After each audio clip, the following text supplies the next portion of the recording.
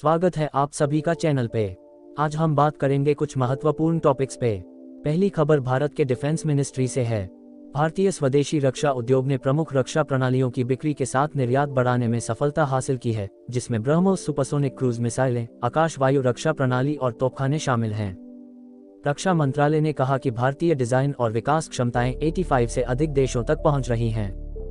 भारतीय उद्योग अब वैश्विक फर्मों के साथ अपने सैन्य हार्डवेयर के निर्यात के लिए प्रतिस्पर्धा कर रहा है और दक्षिण पूर्व एशिया और अफ्रीका सहित कई देशों में प्रतिस्पर्धा कर रहा है। दूसरी खबर HTT-40 को लेकर आ रही है।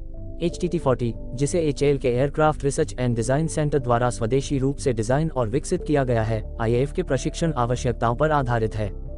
भारतीय विमानन उद्योग के एक प्रमुख परियोजना पर संतोषजनक प्रगति का संकेत देते हुए भारतीय वायुसेना IAF के खरीद के प्रभारी एयर मार्शल ने व्यक्तिगत रूप से उड़ान भरी और हिंदुस्तान एरोनॉटिक्स लिमिटेड HAL द्वारा 3 सेवाओं के रूकी पायलटों के प्रशिक्षण के लिए डिजाइन किए गए नए बुनियादी प्रशिक्षक विमान BTA को मंजूरी दी। Hindustan turbo trainer aircraft 40 HTT-40 नामक प्रशिक्षक को शुक्रवार को बेंगलुरु में उप वायुसेना प्रमुख DCAS air marshal Ashutosh Dikshit ने उड़ाया। तीसरी खबर जापान से आ रही है। जापान की रक्षा बाजार बहुत बड़ा होने वाला है, क्योंकि वर्तमान सरकार, जिसकी अगुवाई प्रधानमंत्री फुमियो किशिदा कर रहे हैं, 2027 तक दुनिया का तीसरा सबसे बड़ा सैन्य बजट रखने के लिए दृढ़ हैं। ऐसा इसलिए है क्योंकि चीन से लगातार बढ़ते खतरों के कारण और उत्तर कोरिया के बढ़ते मिसाइलों और परमाणु हथियारों की वजह है। पिछले सप्ताह जापान के रक्षा मंत्रालय ने लगभग 12% के बजट में वृद्धि का अनुरोध किया था। 2024 के वित्तीय वर्ष के लिए रिकॉर्ड 52.5 बिलियन अमेरिकी डॉलर का अनुरोध एक नए सुरक्षा रणनीति के तहत एक तेजी से 5 साल के सैन्य निर्माण के दूसरे वर्ष का प्रतीक है, जिसे किशिदा सरकार ने दिसंबर में अपनाया था।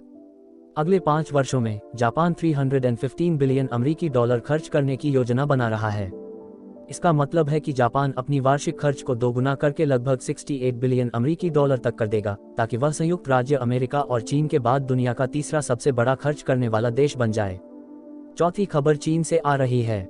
चीन का फुजियान एयरक्राफ्ट कैरियर अपनी पहली समुद्री यात्रा के लिए तैयार हो रहा है। ये सुझाव देता है कि युद्धपोत 2025 में चीनी नौसेना में तैनाती के लिए निर्धारित पाठ्यक्रम पर बना हुआ है। फुजियान चीन का सबसे बड़ा और सबसे उन्नत युद्धपोत है, जो PLA के अपने सैन्य क्षमताओं को आधुनिक बनाने और संयुक्त राज्य अमेरिका के साथ तकनीकी अंतर को पाटने के प्रयासों में एक महत्वपूर्ण मील का पत्थर है। नए चित्रों से पता चला है कि फुजियान के डेक पर सभी 3 उन्नत विद्युत चुंबकीय कैटापुल्टों से सुरक्षात्मक आवरण हटा दिए गए हैं, जिससे पूरी विमान लॉन्च प्रणाली का प्रत्यक्ष रूप से देखने का लंबे समय से प्रतीक्षित अवसर मिला है। चीन के बढ़ते खतरे को देखते हुए भारत को भी अपने थर्ड एयरक्राफ्ट कैरियर पे जल्दी काम शुरू करना होगा। तो चलिए फिर मिलेंगे अगले वीडियो में। जय हिंद।